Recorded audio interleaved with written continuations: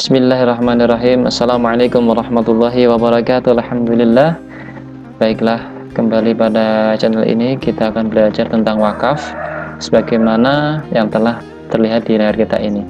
Kita mulai yang pertama adalah tentang wakaf. Wakaf adalah secara bahasa itu artinya menahan atau al-habs atau al-man'u. Maksudnya adalah menahan untuk tidak dijual, tidak dihadiahkan atau diwariskan, seperti itu. Nah, kemudian secara istilah adalah ungkapan yang mengandung penahanan suatu harta miliknya kepada orang lain atau lembaga dengan cara menyerahkan suatu benda yang kekal zatnya untuk diambil manfaatnya. Itu secara istilah.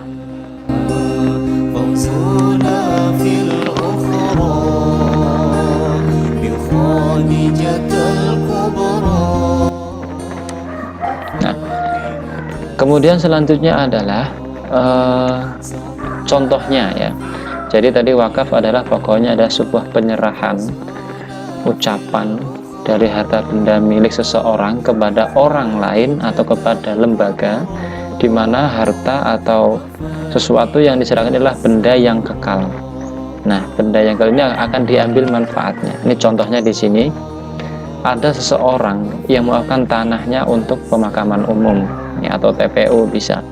Maka tanah yang sudah diwakafkan tidak bisa ditarik kembali atau dijual, diwariskan atau dihadiahkan kepada orang lain. Misalkan teman-teman semua yang menonton di sini ingin wakaf kepada masjid sebuah benda karpet misalkan. Nah, karpet ini selama bisa dimanfaatkan itu tidak boleh nanti dijual kemudian dikasih orang lain ya, atau dihibahkan kepada orang, tidak boleh.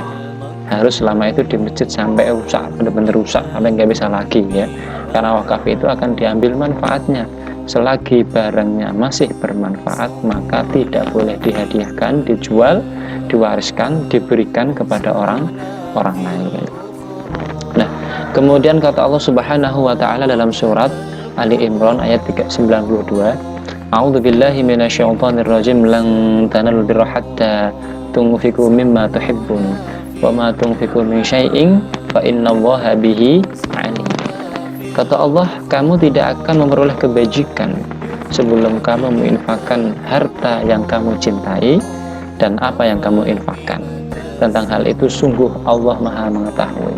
Jadi kata Allah di sini, kita ini tidak memperoleh sebuah kebaikan ya, kita belum dikatakan baik apabila kita sudah mewakafkan atau menginfakkan harta kita yang kita cintai kepada orang yang membutuhkan atau kepada lembaga yang membutuhkan. Apa itu harta yang kita itu ya, bisa tanah atau bisa mungkin harta yang kita miliki atau benda apapun yang kita cintai, itu kita bisa infak. Memang sangat berat, iya sangat berat, tetapi itulah kata Allah ya, memang kita belum dikatakan baik apabila kita belum menginfakkan harta yang kita cintai. Nah, hal-hal yang perlu kita ketahui dalam wakaf ya, yang pertama adalah wakif. Wakif itu adalah orang yang memberikan. Misalkan saya berwakaf kepada masjid tanah gitu ya, nah saat ini wakif, saya itu adalah wakif yang menyerahkan, yang memberikan. Kemudian pemisahan tanah milik belum menunjukkan pemilikan tanah milik yang diwakafkan. Maksudnya begini, saya punya tanah ya, tanah ini masih milik saya dan tanah ini benar-benar belum saya serahkan kepada orang lain atau belum pernah saya wakafkan kepada pihak orang lain. Yang ketiga, tanah wakaf.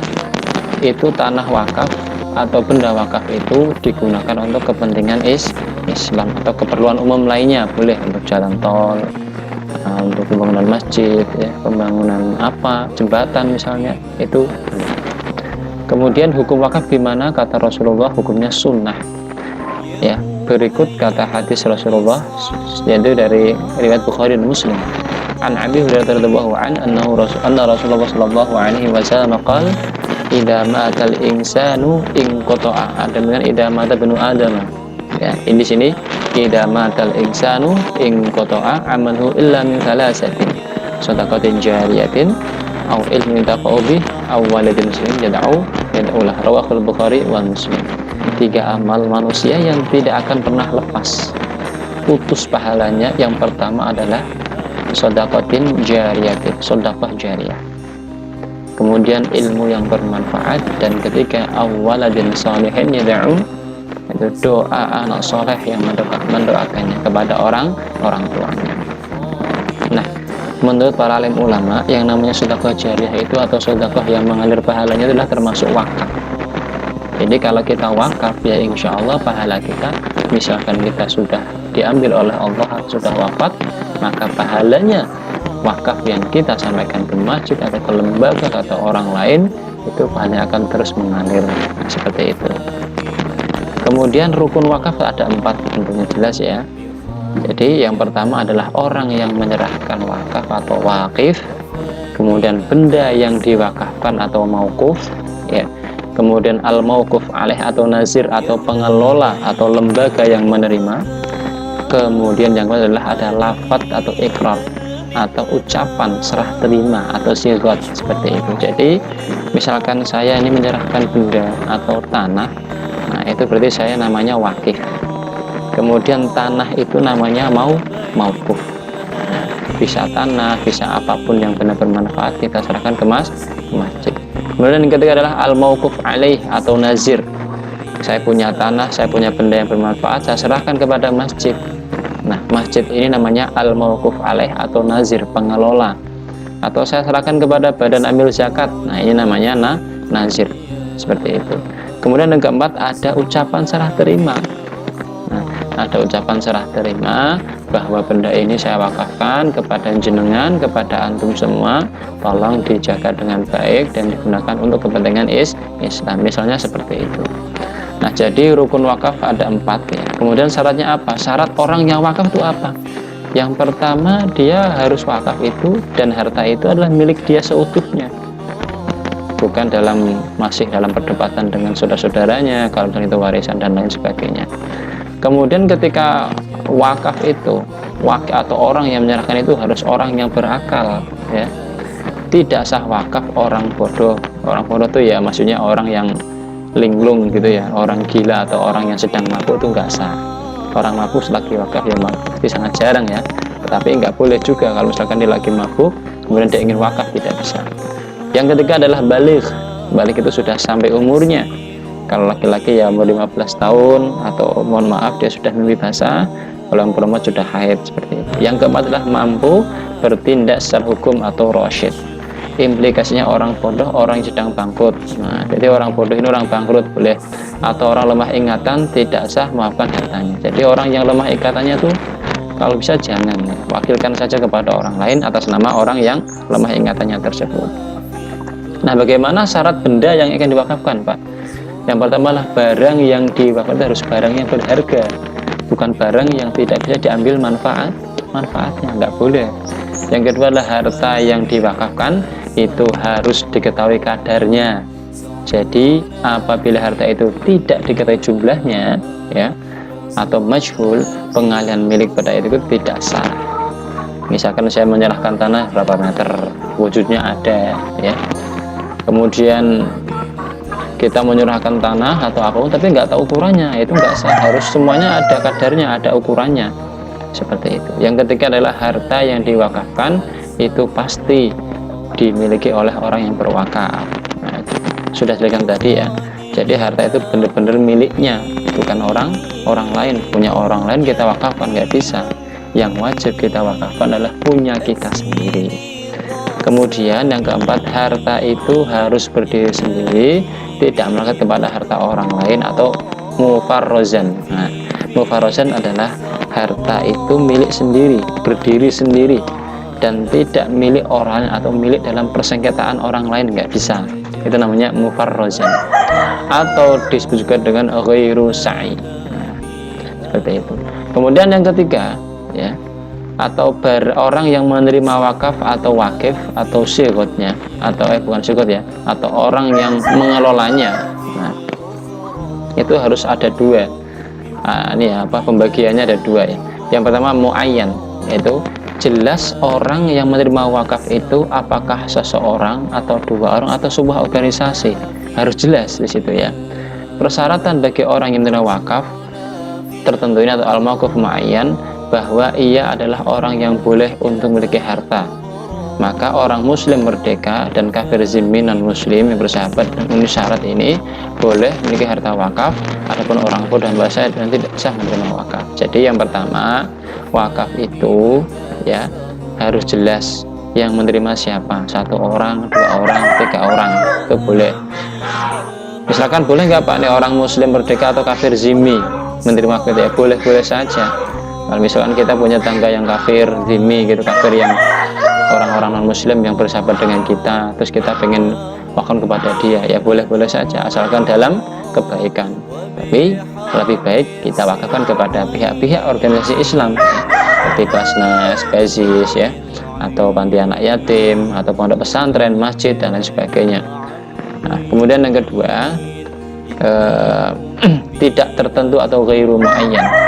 Tempat berwakaf itu tidak tertentu saat terperinci, umpamanya seseorang untuk orang fakir miskin, tempat ibadah dan syarat-syarat berkaitan dengan ghairu muayyan, bahwa yang menerima wakaf itu hendaklah dapat jika itu sebagai kebaikan ya, dengannya dapat mendekatkan diri kepada Allah, hanya ditujukan untuk Tuhan saja. Nah, jadi yang kedua, tempat berwakaf itu tidak ditentukan satu perinci.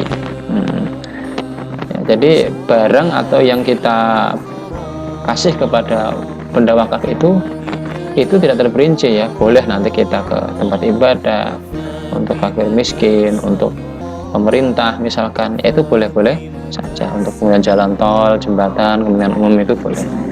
Kemudian bagaimana syaratnya kita mengucapkan ikrar atau lafadz itu ya. Yang pertama, ucapan harus mengandung kata-kata yang menunjukkan kekalnya suatu benda tersebut ya. Tidak sah wakaf kalau ucapnya dengan batas suatu tertentu. Maksudnya di sini gini ya, misalkan saya ingin menyerahkan suatu benda, tidak boleh saya ingin serahkan tanah ini ya, tapi hanya untuk 15 tahun. Nah, itu nggak bisa. Wakaf seperti itu tidak bisa. Wakaf itu selamanya, selamanya. Tidak boleh dibatasi dengan waktu tertentu, tidak boleh. Kemudian yang kedua, ucapan itu apa? Ucapan itu dapat direalisasi secara segera atau tanjis ya. Jadi ucapan saya menyerahkan tanah ini langsung bisa dieksekusi tanpa disangkutkan dengan digantungkan kepada syarat tertentu. Tapi syaratnya harus begini ya, ente ini, nah itu nggak boleh. Ya kalau wakaf ya wakaf aja.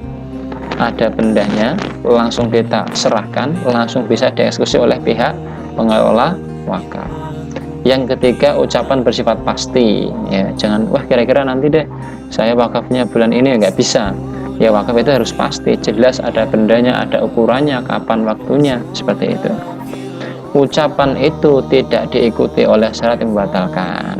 Misalkan ini loh saya wakafkan kepada masjid loh, nanti kalau masjid misalkan dibuat bukan untuk pesantren saya nggak mau, nggak bisa. Kalau wakaf ya sudah, wakaf itu menyerahkan, ya mau diapakan oleh pengelola ya silakan. Yang penting dalam hal kebaikan atau kepentingan perjuangan Islam.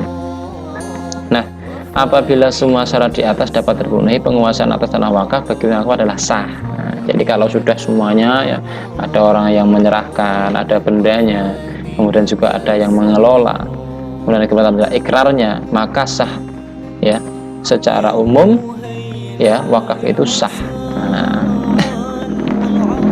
Nah, pembagian harta wakaf ada dua, ada yang tidak bergerak, ada yang bergerak. Yang pertama, yang tidak bergerak ya hak atas tanah, ya bangunan, tanaman, hak atas satuan rumah susun dan lain sebagainya.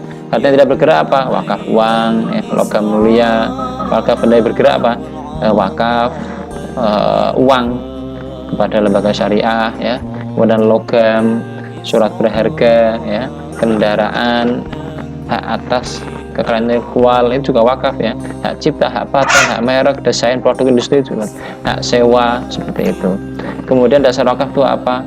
Ada nanti UU RI nomor 11 tahun 2004, kemudian ada peraturan Menteri Agama, Inpres, peraturan Menteri UU nomor 5 tahun 60, instruksi bersama Menteri Agama RI, SK Direktorat BI, Badan Pemerintah Nasional, SK Direktorat BI. Nah, Itu saja teman-teman, itu untuk bagian pertama. Kita lanjutkan untuk bagian kedua untuk wakaf ini, karena memang sangat banyak ya, jadi nggak cukup kalau hanya cuman satu kali video saja. Itu saja, kita lanjutkan untuk minggu depan atau kesempatan berikutnya memahami wakaf yang part kedua. Assalamualaikum warahmatullahi wabarakatuh.